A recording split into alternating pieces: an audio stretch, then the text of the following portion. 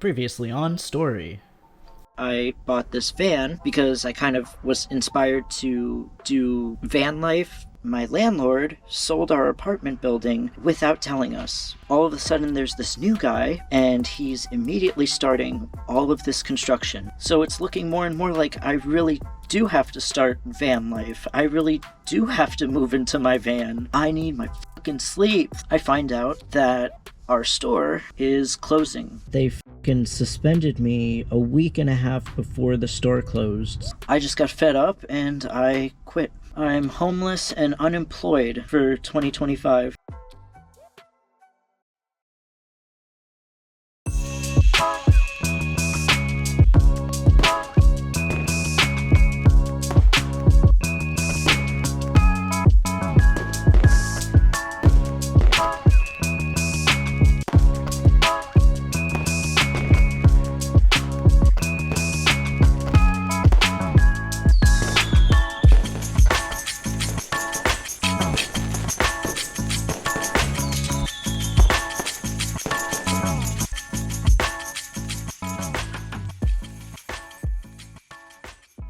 What's going on, guys? Welcome back to Story. I'm taking refuge in a motel right now because of the heat wave, which is now over, so I'm leaving in an hour and a half. Boy, oh boy, I needed this. I really needed this because that heat wave was giving me actual heat exhaustion. I could not sleep. Even at night, I tried to sleep in the van. I couldn't do it no matter how hard I tried. I tried to vent the whole thing, open some windows, crack some windows, turn the fan on, circulate the air. Nothing was working. I was sweating so bad. My head was just pounding.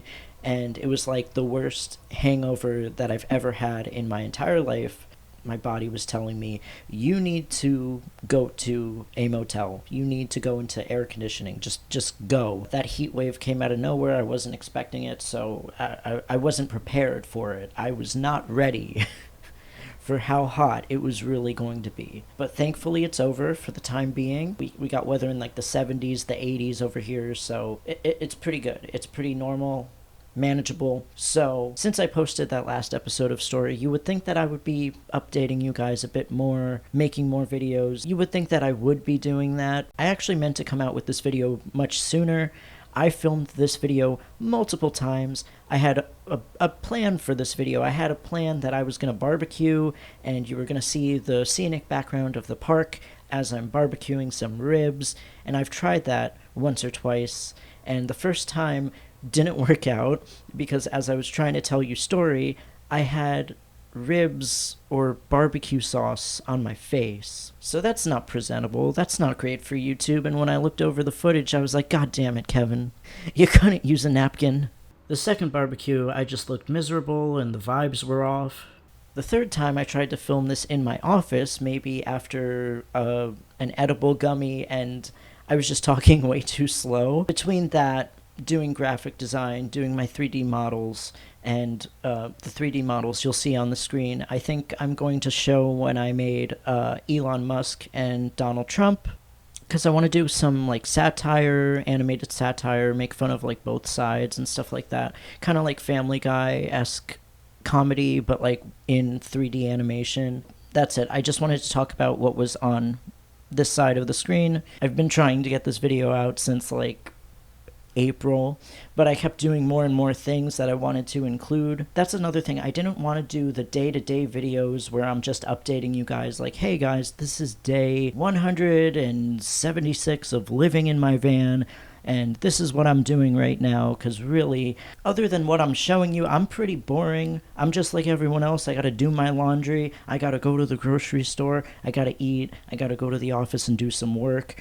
I get to compress and compile everything that I've been doing, all of the interesting things that I've been doing, and none of the really boring shit that I've been doing, because that's more of the reality of what it is. I'm really boring right now. I just don't plan things, and I don't get excited for things. I'm constantly in this war with myself. Like, since I have this time to myself and I'm trying to figure things out, and I'm not currently working still. Like, I do have to start looking for a part-time job, but I've been like relying on savings. Like, I've never taken any sort of a gap year like this. I went from high school straight to college and then worked full-time, so I never really got time to myself like this. So I'm in this constant battle of, do I really work really, really hard on my dreams and my goals and things like that, and being a content creator and all of that? Or do I travel? Do I see new things? Do I have new experiences that I haven't had before now that I have this free time? Like, my friend was telling me, like, you have this time to yourself. You should take this opportunity. You should travel. I'm not really taking advantage of the time that I have the way that I probably should be. I feel like I should be doing more, way more. So I'll go back to January, all the way back to the beginning of the year. We'll start there. I made some videos thinking that I might do some day in the life updates, but they were really boring and I looked like shit. Really not much to see, so I won't include a lot of that, but I'll play a clip. I'm gathering all my laundry together and I noticed like the moist clothes in my gym bag. They're stiff. They're frozen. There's this. It's like, you can kind of see the frost. The moisture getting on my clothes is now freezing over. It's January 19th. I wake up and my van is covered in snow. It's January 22nd. Last time I checked, it's 3 degrees outside. But once I get under the blankets, once I get in my sleeping bag, my insulated sleeping bag, it actually doesn't feel that bad. Like, it's doable. So, as long as I just keep my body heat in here and completely covered, I'll be okay. Yeah, I just wanted to, like, say that. It's really not that bad. It's like, it's doable. Like, it's survivable. Is it healthy? I don't know. Probably not. But, you know, it's doable. I'm doing it. I'm surviving. I can do this. Alright, I just wanted to update you. Taking a nap before I go to the gym. It's like 7 a.m. I was working all night in the office trying to do Sculpt January. Alright, that's it. I did not end up putting up any insulation in the van. I know I said that I would, but I was just too goddamn cold to do like anything. I just wanted to get under like lots of blankets and my insulated sleeping bag, which did 90% of the work, along with wearing a hat. So that kept me warm throughout the winter and I was pretty okay. There were like a couple minor health related things to sleeping in the cold.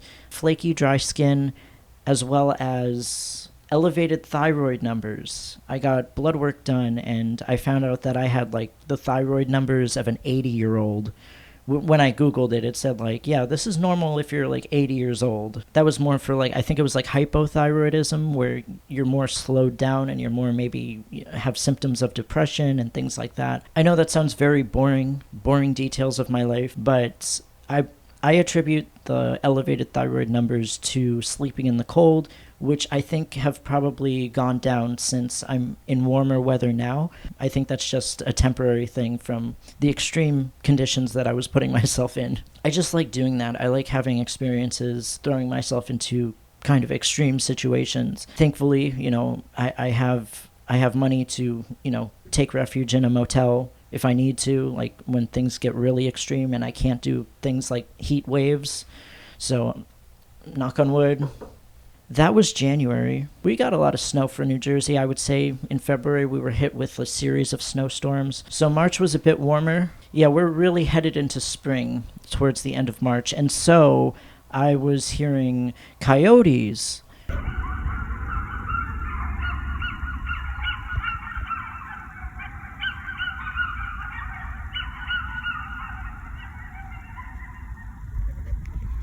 Kinda scary.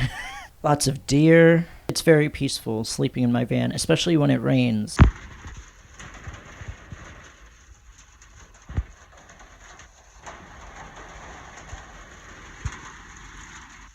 As the weather warmed up, I went barbecuing more. I made some ribs, I made some steaks, I barbecued by the lake. Yeah, I barbecued with my friends, and then one of my friends went on vacation, and so we kind of just fizzled out our barbecuing group thing for now. I'm not much of a planner. I'm not much of an initiator. That's my problem. That's a big problem of mine. I'm not an initiator of like plans and communication, and that's something I have to work on, but I'm just like, I love my solitude. That's me.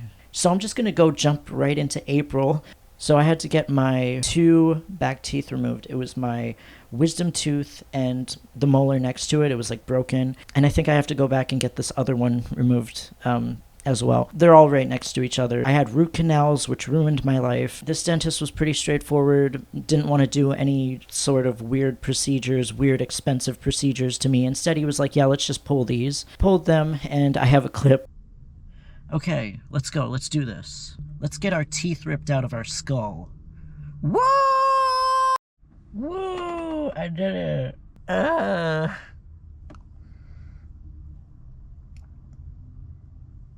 still recovering from the laughing gas.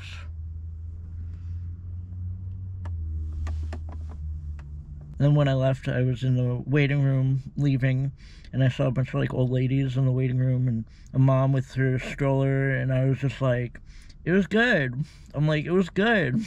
Don't be scared. And then I left. I want more of that. I want more of that gas. It's like I had the presence of mind during the whole thing, but I didn't feel anything and I didn't care. I have to say the word actually. Actually. Well, when I have the gauze in, actually, like that guy in the comic book store in The Simpsons. Actually, Superman discovers that Lois Lane is cheating on him in issue number 623. I should go to Comic-Con with this accent. To anyone who's scared about getting your wisdom teeth out, just ask for the laughing gas. It's perfect. For me, at least. Everyone's different. So that's that. I'm gonna drive all the way back to New Jersey now, and then I will embrace the pain. Yeah, so that dentist was in Pennsylvania, and I went because my friend also got her wisdom teeth removed there, so I kept that in mind, and I asked her about it, and she gave me the details. Thank you, Lori. Appreciate you. Yeah, so I had to go back for a follow-up appointment, and I looked around for some lakes and some nice places to go fishing. I drove all around like upper New Jersey, and it was sort of also bordering the New York area as well. And at one point, I was stuck at the longest red light of my life. I know this is not the most exciting story, but that red light really stuck in my head because it was 10 minutes long. When is this light gonna turn green? What the fuck?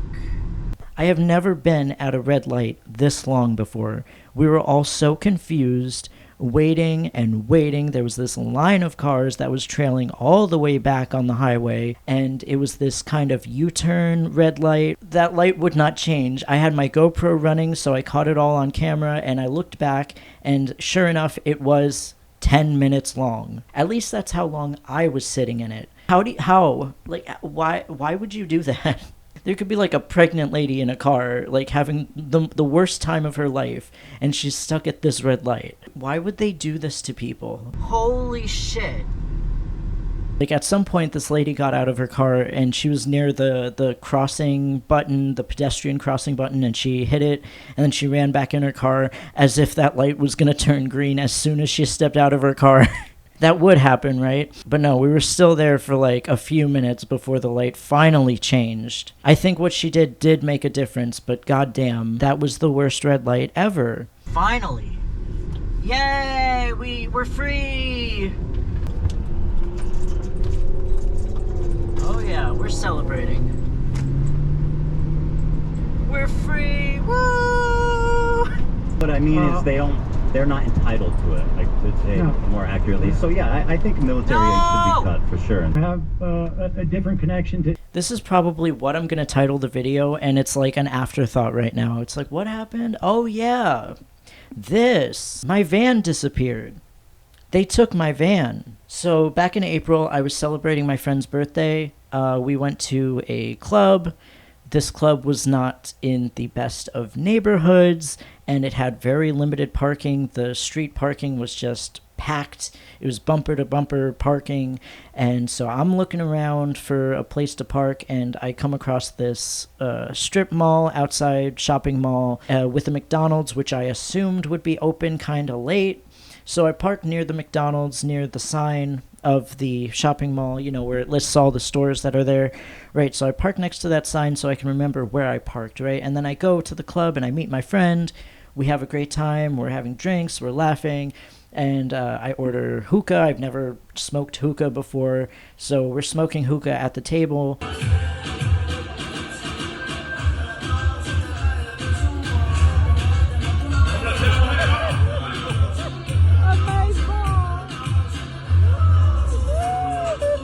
We're having a great time. We spent all of 2 hours there. Yes, I had 2 hours of fun at a club. Just 2 hours. And I get punished for it. So I'm walking her back to her car, and it turns out that she parked, like, right next to, like, where I was. She parked on the street, right next to the shopping mall. And so we get to her car, and I notice that my van is gone. What? So, I'm too drunk to really be in panic mode, right? I'm chill. I'm actually kind of laughing about it because I'm with my friend and she laughs a lot and that makes me laugh. So I'm just like, where's my van? And she's like, is that your van?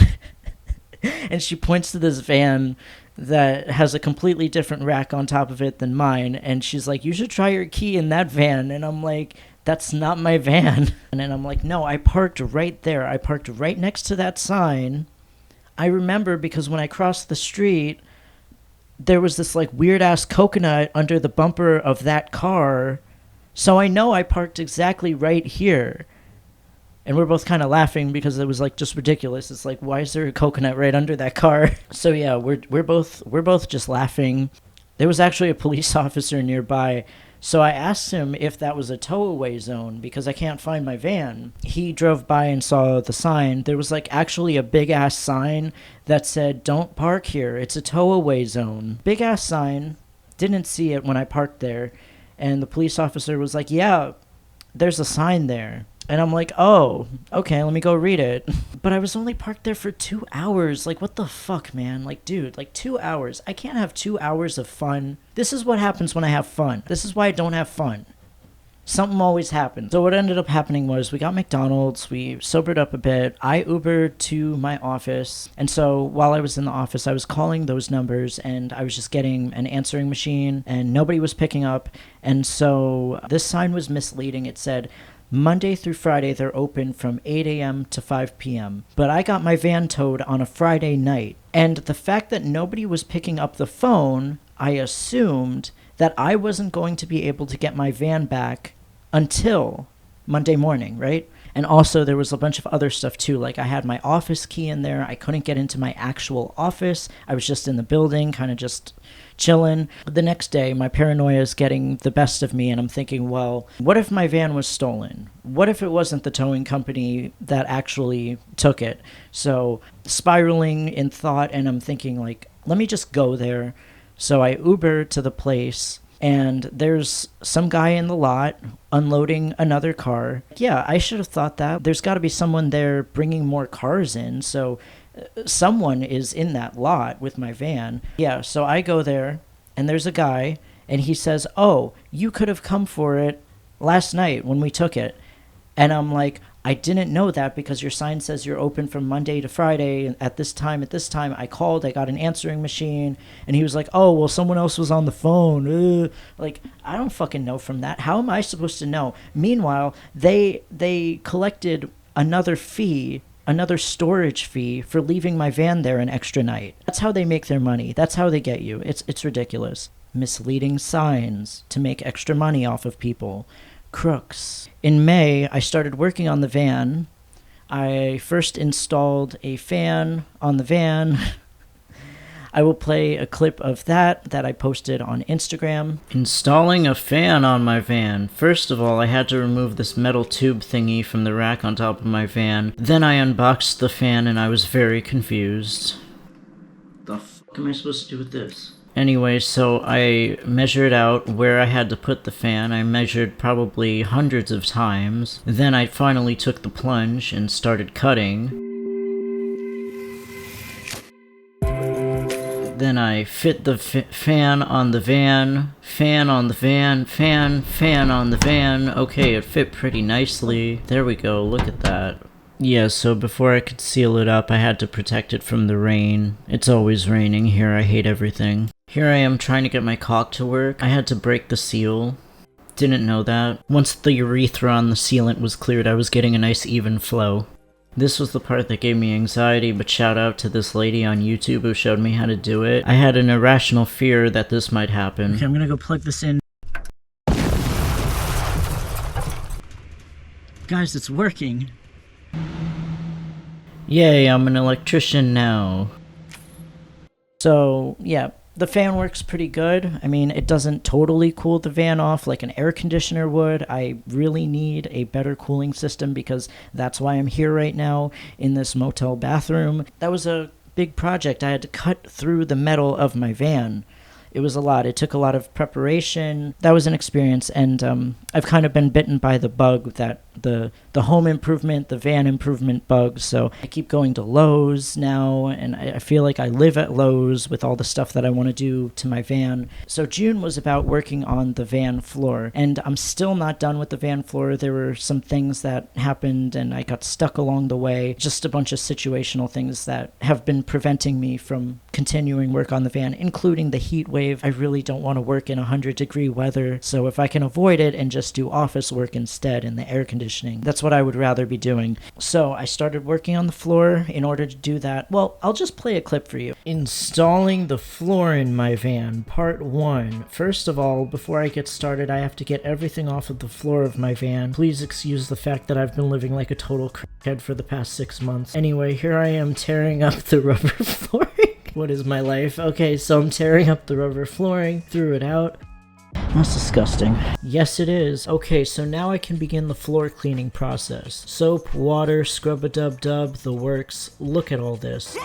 Then I gotta treat the rust with a bunch of shit. First I go at it with the stripping wheel, get all the flakes and chips off, smooth out the surface. Then I treat it with some rust dissolver jelly, delicious. Okay, primer, gotta spray that primer on, followed by some Flex Seal, which really didn't work all that properly. Next it's time to work on the framing and the layout. In order for me to finish the framing, I had to remove the partition. Yeah, so I would keep laying out the framing, then switch to applying the sound deadening material to certain places when I ran out of wood and could no longer work on the frame for that day. Then I would return to it on another dry day until I was finally ready to lock in everything with the screws. Then I added more insulation in the empty spaces of the frame when it was all done. This is my first experience building anything, so I'm learning a lot as I go along, which is a big reason why I'm doing this in the first place. I want to build one of those fancy vans so I can be like one of those YouTubers with the fancy vans who are all like, look at me in my fancy van. Damn, look how nice that is. Stay tuned for part 2.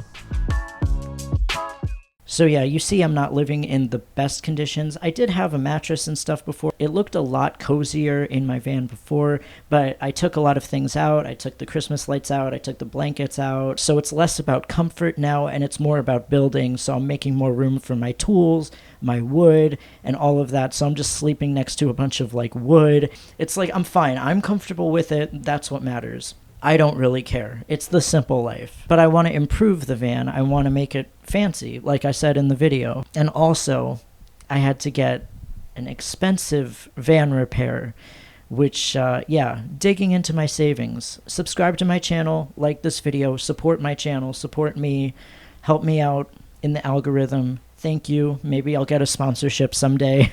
Who knows? Yeah, I needed to get a new hose and a new radiator. My van was overheating very quickly as I was driving it, so I drove it to the nearest mechanic, who was like a block away, thank God. Yeah, so at least the van is fixed. Seems to be in good working condition right now.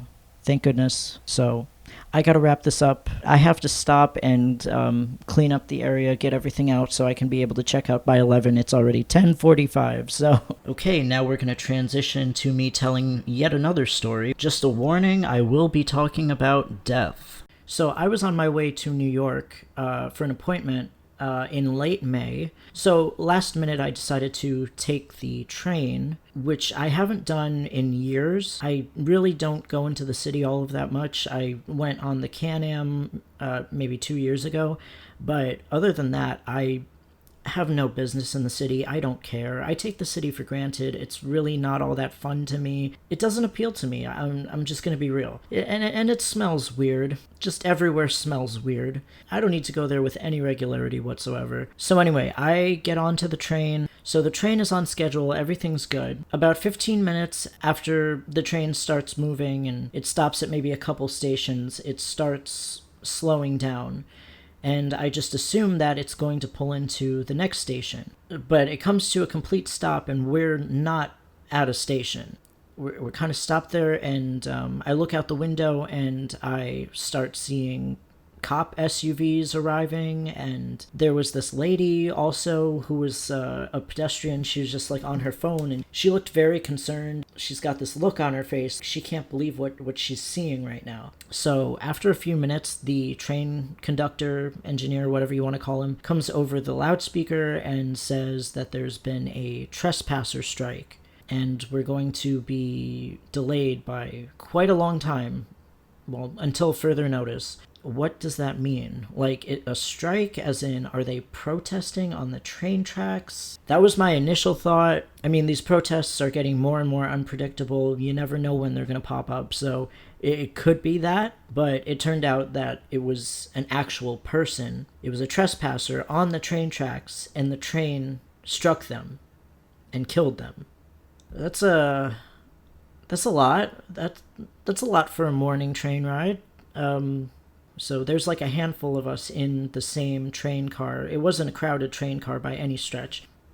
My thoughts were racing. Like 15 minutes ago, I was waiting for the train, and then 15 minutes later, the train killed someone. We don't know why. We don't know why he was on the tracks. But when I got off the train, I did see the body in a body bag, like kind of next to the tracks, not like necessarily on the tracks, but next to it, as if the train maybe hit him but didn't like run over him.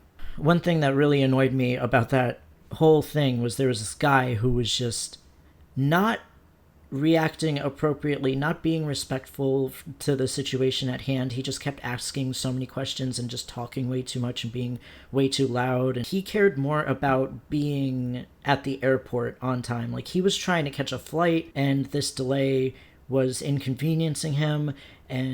But he was also just like, oh wow, they're getting the body bag out. And it was just like, so he just kept asking really stupid questions that like the conductors, the people on the train themselves don't know. And he kept talking to me and saying like, oh wow, they got the whole, is it really necessary to have like all the police here? Like, they just called the whole town in here. Shut the fuck up. Like, this guy just kept talking to me as if I was going to be his new best friend. And I just kept giving him one-word answers like, yep, uh-huh, yep.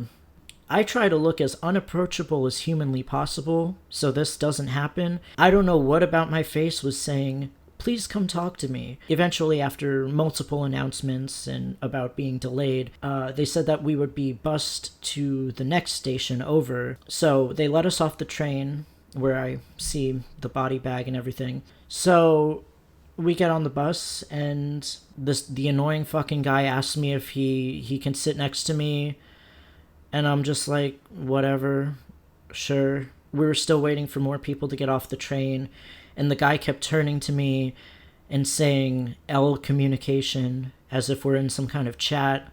Like, he's just like, L communication, because we're still not leaving. The bus hasn't left yet. We're still confused about how are people still on the train. They still haven't let everybody off the train to get on the bus. So he just keeps saying L communication, and I'm just like, yup. Like, you really thought I was going to laugh at that? You're not funny. Also, when I got on the train, I was really tired. I didn't really get enough sleep. So on top of everything, I was just so agitated, and I just wanted this bus ride to end so that this guy would leave me the fuck alone. So we get off the bus at this train station, and this train still isn't here yet. So we're waiting for it, and this dude, this annoying dude, still is not leaving me alone. We're on the platform waiting for the train, and he's dressed for Florida weather. He's going to Florida. So he comes up to me and he's like, huddle together like penguins. And instantly, I just step back. My subconscious makes me step back instantly. My body language is just like, if you don't get the hint by now, man, I don't know what to tell you. Get the fuck away from me. Eventually, he found another group of friends who were more accommodating to that sort of personality that he has going on. And the train came within a few minutes, and we got on, and everything operated as normal, and we went about our day. I don't think I'll take NJ Transit ever again. The train ride back was also interesting because I was eavesdropping on a conversation that was taking place across the aisle from me. I swear, I feel like I live in like some kind of satire land. So by the end of everything, I was so exhausted on the train ride back. It was hours and hours later. So this was maybe like after work was getting out. So I assume this woman works in the city, white collar job, corporate maybe, office work, you know, elitism kind of mentality, right?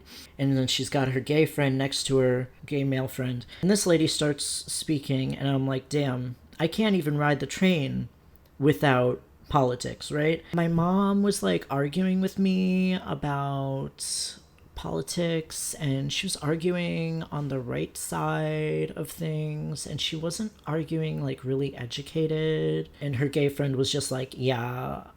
And she's like, yeah. And then the conversation kind of shifted. I think I want to quit chewing gum. And then her gay friend is like, why? And she's like, well, it's not the most polite habit in the world. And I was reading this article, and like I don't even want to say it. And then her gay friend was like, what? I was reading this article about microplastics. And like, yeah, it's like so bad. And that's like in gum. And then she starts talking about concerts that she's been to, and going to see Taylor Swift in Europe for the Eras tour.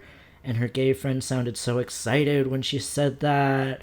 And then she said how she was on the list to buy Beyonce tickets, and she's on like a wait list. She signed up for the Beyonce email list. I was losing brain cells listening to them on the train. Especially this train ride juxtaposed with the train ride this morning. So keeping that into perspective, listening to this vapid conversation was just mind-numbing. And it's that elitism, right? It's that corporate elitism.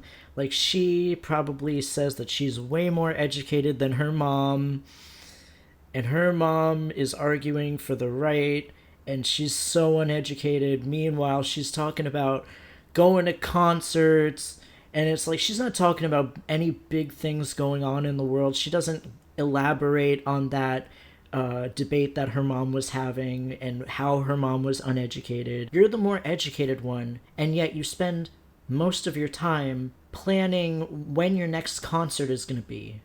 You spend most of your time being a fan, being a follower. Now, I'm extrapolating a lot from that brief conversation that I heard on the train, but I think you guys can understand where I'm coming from. I just don't like this sense of elitism that people have over who they perceive to be uneducated. It's always the educated versus the uneducated, right? I'm just so sick of hearing people talk down on other people, and it's just so gross. And that's not how people have conversations. That's not how people have healthy discussions or see any sort of common ground. Like, this is one way that society is so divided. Like, I think the last thing on that guy's mind before he passed away, unfortunately, on the train tracks, I don't think that guy was thinking about microplastics. Me personally, I don't want to spend my life concerned with microplastics or microaggressions. Like, I don't want to go about the world looking at things through the lens of a microscope. You know what I'm saying? It seems like I would have blinders on. It seems like I would be missing out on quite a lot. It was just funny. It just feels like a gigantic satire that I'm in, just experiencing people like this. Don't sit next to me and start going off on some dumb shit. I'm a deep thinker. I will extrapolate. Let me know what you think in the comments. Am I extrapolating too much? Am I jumping to too many conclusions? So I just had to tell that story and add it to story. I don't know, this might make this an hour long. I hope not. Also, so let me talk about this. So stupid. And I want to post story in a couple days, right? But I keep adding to it. Things just keep happening to me, dude. So I'm editing story and I decide that I want to take a break. It's late. It's around like maybe 9 p.m. and I want to go to the grocery store, get a snack. So I leave and I realize when I get out of the office building that I forgot my phone. So I make the decision to leave without my phone. Nothing's gonna happen. I'm going to the grocery store real quick. It's not that far away. I'll be right back. You know something's gonna happen. The one time that you don't bring your phone, something's gonna happen. So I'm driving along at night. There's a yellow light, and I think that I'm gonna make it through the yellow light. So I speed up a bit before it turns red. Didn't quite make the yellow light. It turned red. I'm going along. Then I hear police sirens. The police come around the corner. I see the lights. And I'm thinking, okay, maybe they're not after me. I pull over to let them pass, right? I'm being polite, letting them pass, let them go on their way to catch the guy. I'm the guy. They didn't pass me. They came up right behind me. So, yeah. So I'm waiting for them to come up to me. And I got my registration, I got my driver's license, I'm ready to hand it over. He comes up to my passenger side window and he says that I ran the red light and he asks for my driver's license and my registration. I hand it over and he says that he has to write me up for the red light and he was asking me why I was going so fast and I said to make the light. So he understood. But then he asks for my insurance. I should have a copy of it on my phone, but I don't have my phone. And he understands, but basically I was driving with no insurance. And I'm frantically looking through my mail as he's writing me up for the red light. I see the envelope with my insurance on it, and I open it up. It's the insurance for the Can-Am.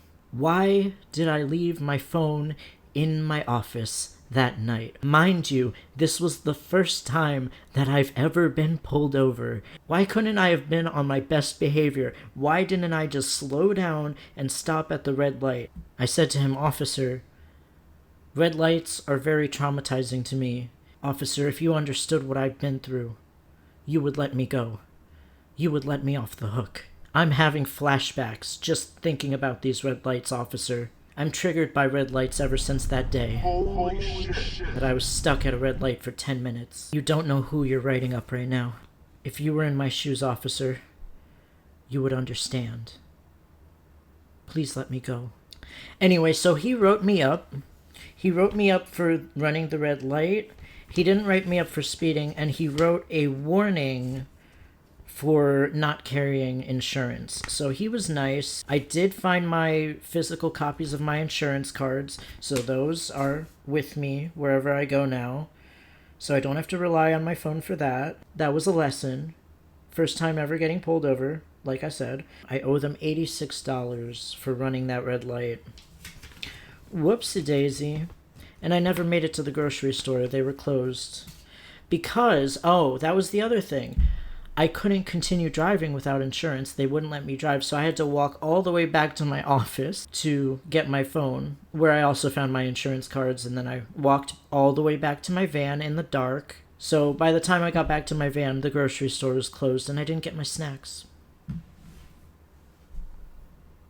I didn't get my snacks. I wonder if it would have made a difference if I started flirting with the officers, like,